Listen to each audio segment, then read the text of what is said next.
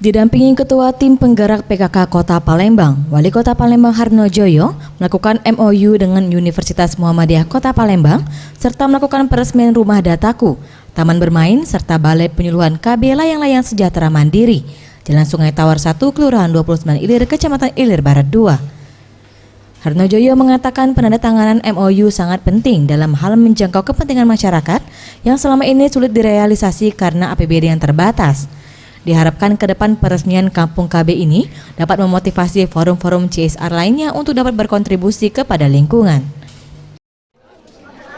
Kepada forum-forum CSR, kami senang hari ini hadir semua bisa menyaksikan apa yang mereka bantu, melihat sendiri dengan mudah-mudahan ini kami berharap dengan perusahaan-perusahaan, marilah kita berkontribusi paling tidak untuk Kepala BKKBN Sumsel Waspi menambahkan, berdirinya Kampung KB tak hanya untuk menekan laju pertumbuhan penduduk, namun juga dapat dimanfaatkan dalam hal menekan angka kemiskinan.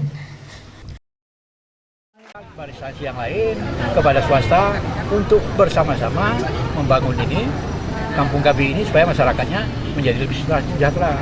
Nah, apalagi sekarang ini dikaitkan lagi dengan program pemerintahan untuk menurunkan angka kemiskinan 1 digit. Nah, ini sudah tepat sekali.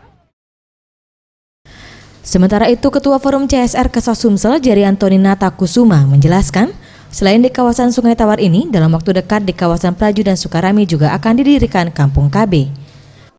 Dalam waktu dekat ini sudah ada beberapa kampung di daerah Pelaju, kemudian di daerah Kertapati, Sukarame, yang semuanya akan kita lakukan secara simultan bekerja sama dengan perusahaan-perusahaan yang menjadi anggota dari Forum CSR.